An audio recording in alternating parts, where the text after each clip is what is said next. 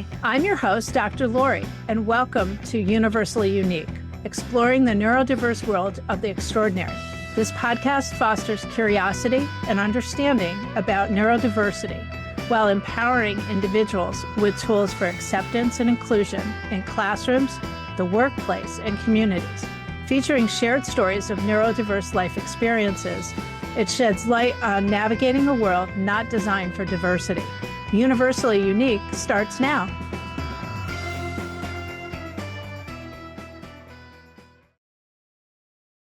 Share this beautiful ride of life with Dr. Lori Noto. And today's topic is something that's been very difficult for several of us in our lives. And on some days can still seem difficult, but it's because of Dr. Lori and her reminding us today, everyone belongs. Dr. Lori, it's great to have you here. Thank you for this show. This opener is incredible. And let's take a moment, as you would always do, in starting. Okay. All right. I like to start things, no matter what it is I'm doing, with taking a few breaths. So we'll do 3 box breaths together. This is something you can do with your eyes open if somebody is driving in the vehicle. So you're going to breathe in for 4, hold for 4, breathe out for 4, hold for 4, breathe in for 4, hold for 4, breathe out for 4, hold for 4, breathe in for 4, hold for 4, breathe out for 4, hold for 4, back to regular breath. Pardon? Did I need that? It's amazing what just Gosh. a moment's pause will do. Yeah.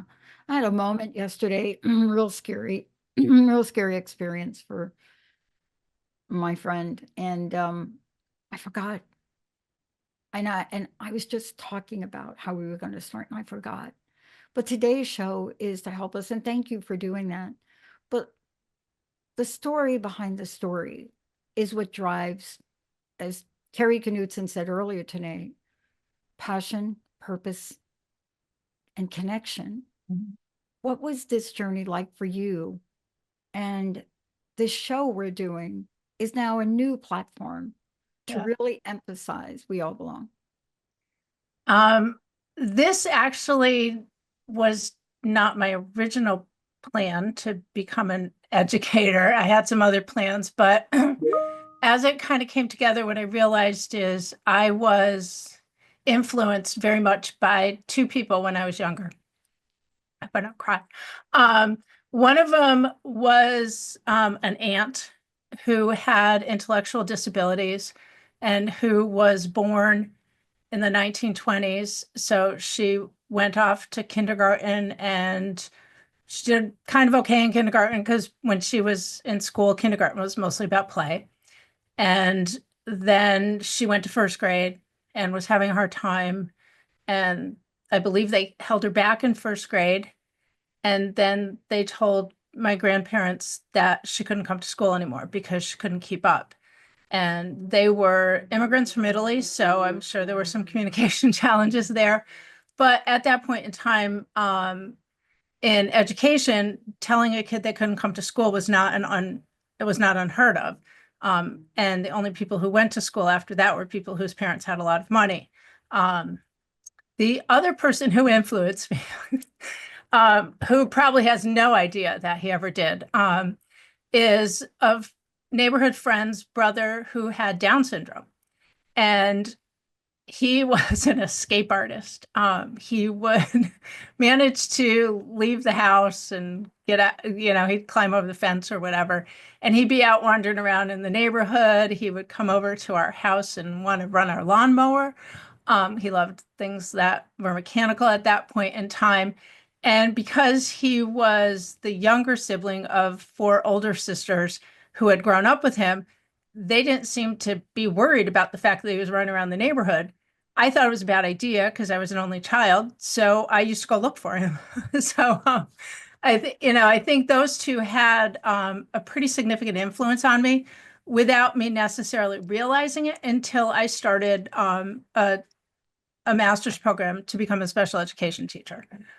So that was kind of the beginnings of all of that. And then when I was in my master's program, I did an internship that actually helped me pay for my education, and I worked with children on the autism spectrum. And that was in the 80s when kids who were considered to be autistic were very, very significantly involved. Most of the students that I worked with didn't talk. They had a lot of very problematic behaviors that got in the way of learning. Some of them were aggressive, some of them would shut down. But I was just fascinated and trying to figure out what was going on in their minds. So that's been kind of the beginnings of my professional career. So I've always had some contact back to folks that were neurodiverse. Yeah. But see, isn't this interesting? Because, our journeys lead us to the place where we could be of most good in the world. Hmm. That's a Dr. Pat quote. I just came up with that because that's what I'm feeling these Yeah. days. And, we don't think that. But part of this is looking at you, where are you moving forward? And then, everyone is welcome is the poster that we're showing on the screen throughout the show today. And one of the things is that being part of a group of people that was so like not even, okay, the word was you're slow and the kids called you stupid. Hmm. And so now we've tried to become a little bit more, what is the word? Compassionate.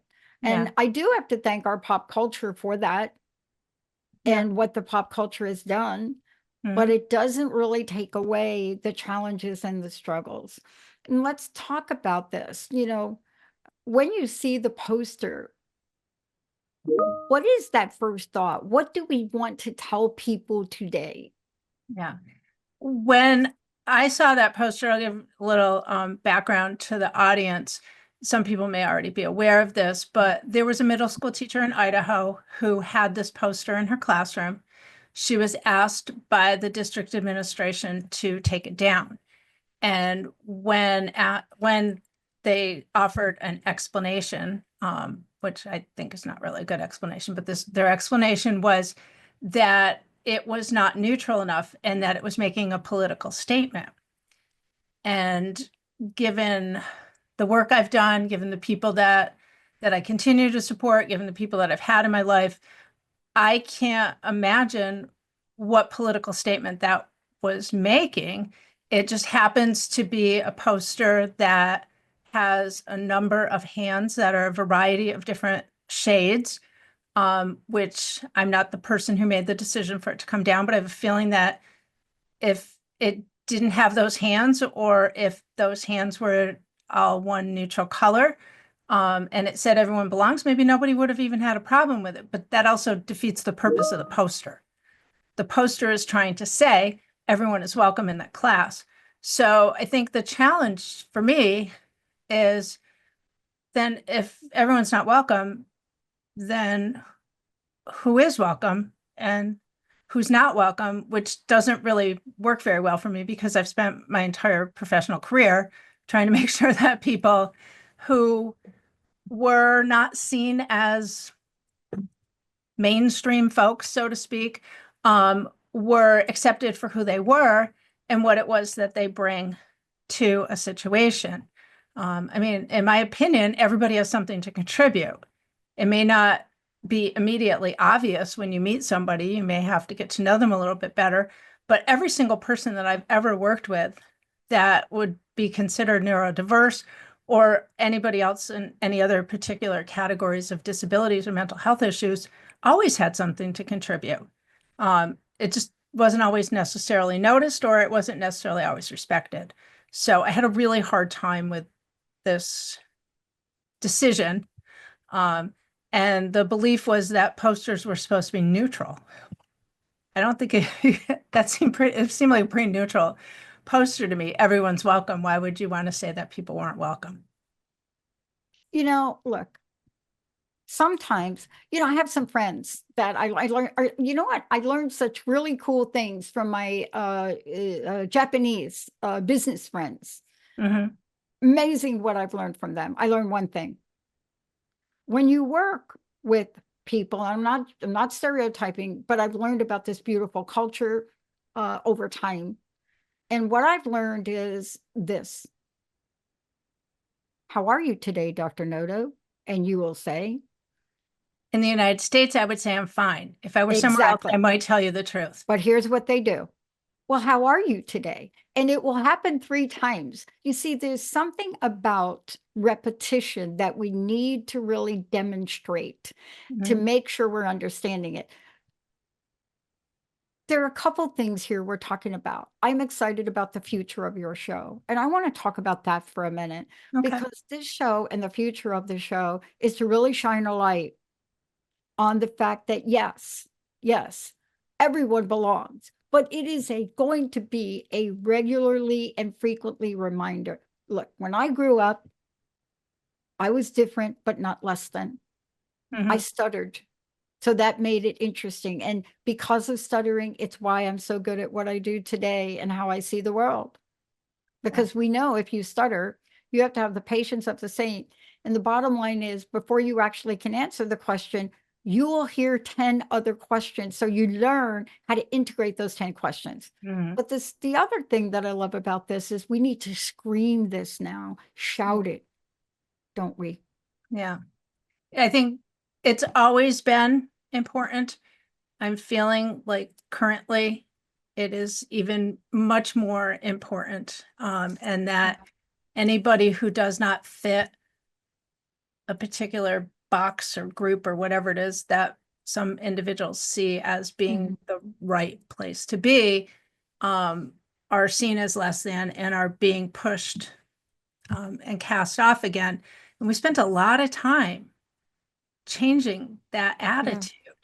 And I, if this little teeny piece of what it is that I get the opportunity to do stops someone someplace from discounting, excluding, misrepresenting, misunderstanding, an individual who they see as different from them, then I've made at least a little step towards helping to alleviate some of the things that are going on. One little step by you, another step by me, and the Yeah. many others, because for a really long time, we have treated this like addiction and alcoholism and the shame and the guilt around that. And, a number of years ago, when I started to talk about my own recovery, people like, why do you have to share that? I mean, not if this was, why you have to share that? Yeah. And then I told my story about Dr. Races and how I was evaluated for a year because I blocked out and I discovered some fascinating things. But see, I didn't need a doctor to tell me that there were some things I saw differently in the world, but I was afraid to tell the world. Yeah. We have to stop that, Yeah. right? So when we're talking about everyone belongs to have a voice free of guilt, shame, and fear. Isn't that also part of your message? Oh, absolutely. I mean, I think that many of the individuals that I've known that are neurodiverse, especially those that have more communication skills, so to speak, and who are out and about in the world, are oftentimes completely misunderstood, and people make judgments about them. I think that sometimes for some of the folks that don't have as many communication skills or who look like they have more challenges, I think sometimes people don't, they look at them differently, but in a slightly different way, more in a benevolent way, more as in a sympathetic way, or, oh, poor so and so. But when you get folks that are like out there working, engaging at the store, doing all the things, and there's something about the way that they operate in the world that's different, then I think people make even more judgments because they're looking at somebody who they think is exactly like they are. But the reality is, none of us are exactly like anybody. We're just ourselves. We're all ourselves and we're all unique. in all of our own ways. And so sometimes I get a little bit stuck with the whole idea that I don't understand why this is a big problem. Yeah. I can't figure out why it's such a big problem because it's so incredibly obvious to me that none of us are exactly the same. Yeah. But apparently it's not as obvious to everyone else. No, it's not. But these actions and movements we take. Now, let's talk about the distribution of the poster because Mhm. this is meaningful. The thing itself is meaningful, but the journey the thing takes is Yeah. like more meaningful. This had a journey. Describe the journey and tell us where we are today. Well, what appears to have happened as I went to go look for it, because I wanted a visual of it, is people are making shirts. People are making all kinds of things. And I think that that particular teacher is getting hopefully a lot of support and maybe potentially some job offers to go work someplace where people appreciate that she Mhm. wants to welcome all of the children into her classroom. Um, Unfortunately, I think in the United States, we have such a tendency to be so immensely judgmental. And we're all different. I mean, we're probably the most different country in the world with the most unique population of people from such a variety of backgrounds that it doesn't like this is where I keep getting stuck where I don't understand why we're having this problem. Like we're not on an island in the middle of nowhere where everyone's exactly the same. We are in a place where a whole bunch of different people have come Mhm. here and we were at one point considered from an educational perspective to be ahead of the game when it came to supporting people who did not learn in a traditional fashion. And I think we're falling away from that too. Yeah, I mean, there's a couple things that I want to talk about too with you because this is the first of many shows that will be Hmm. done. And so this is a kickoff point, but it's also an invitation for those of you out there. And Dr. Lori, you're available to help people. See, this is the bottom line. This is your field, this is your purpose, your passion, and your gift. So, how do people connect with you to work with you? And this is a message for all y'all out there, parents. I just want to say to parents out there, look, just look at us two sitting here. We have doctor in front of our name, maybe in different fields, but look at us for a minute, if you could. There are reasons we work with the people we work with because when I was younger and I was called stupid and whatever other names I'm not even going to repeat, there were people that showed up. Amy Sarah showed up and pulled me in a small room and looked at me and said, "There's nothing wrong with you. You're okay." That was a teacher in junior high school. That stayed with me. Hmm. Dr. DeVito, who understood that I couldn't read or write, but boy, give me a viola and I could play the you know what out of that. Dr. Cherilyn Grandrose in my doctoral program saw this, saw me hang on by a thread to past statistics, and then mentored me through, and we ended up co-authoring a paper. So many people in our lives. That's why we have to give back here. How do Yeah. people find you so you can help them find their purpose, passion, connection? Okay. Well, there's two ways. They could go to my website, which is www.notoholisticconsulting.com, and I'll spell that for you. It's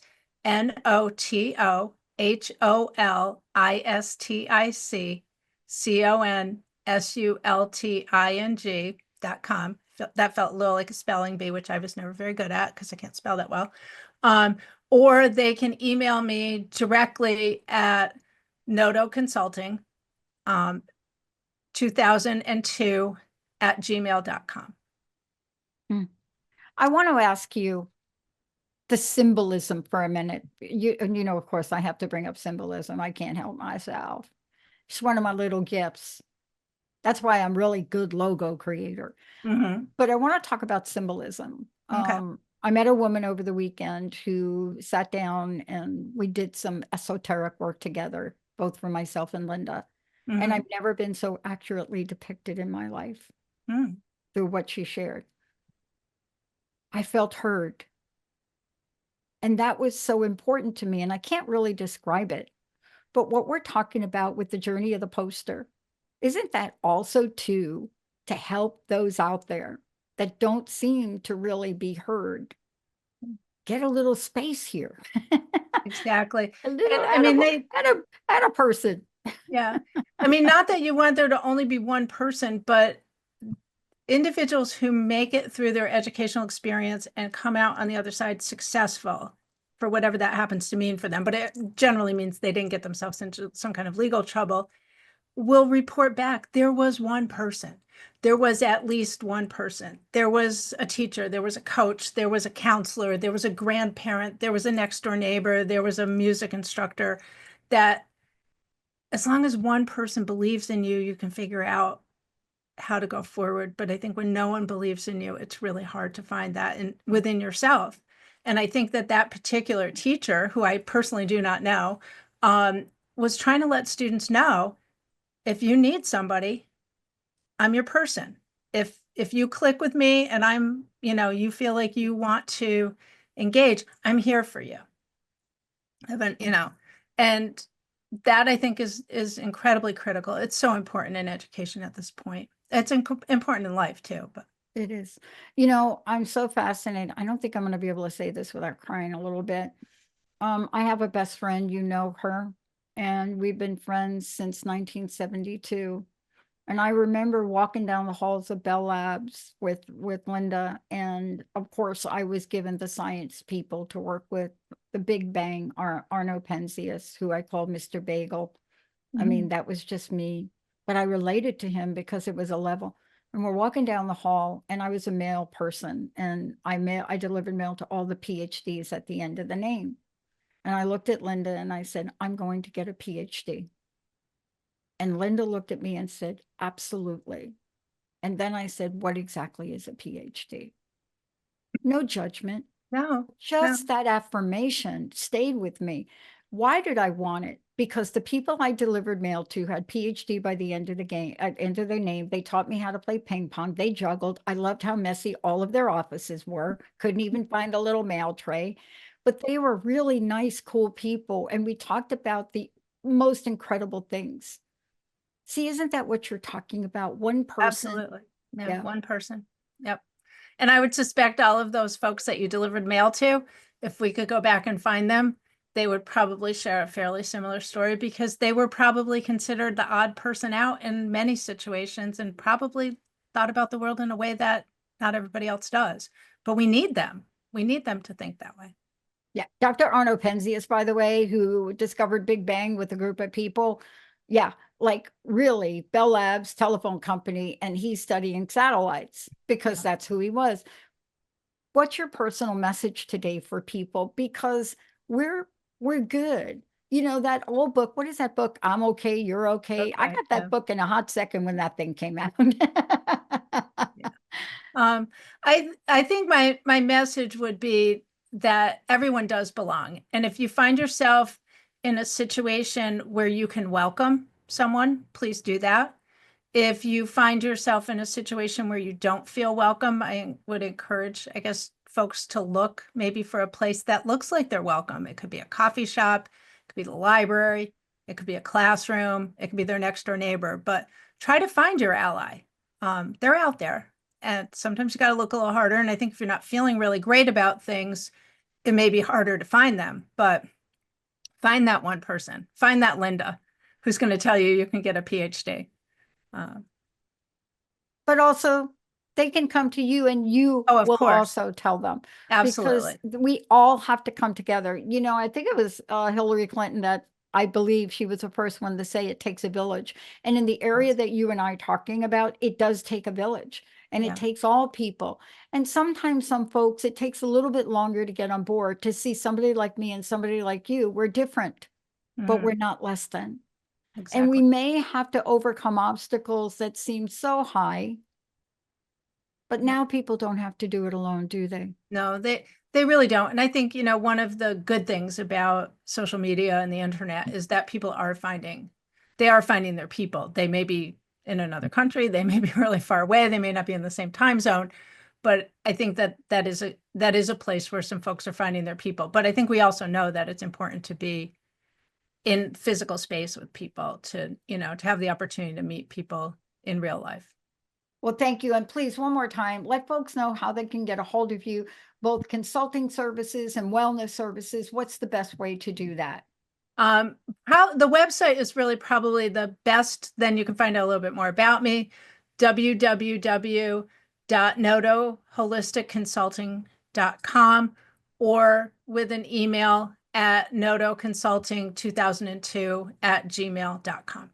And for all of you out there, we're not done. We're just warming up here. It's what you're getting today is a spark. As this show progresses and we do more of these, you're going to get the fire. You're going to get the purpose. You're going to get the passion. Because we need not to leave anyone out. Everyone belongs. We'll see you next time. Bye. Thank you.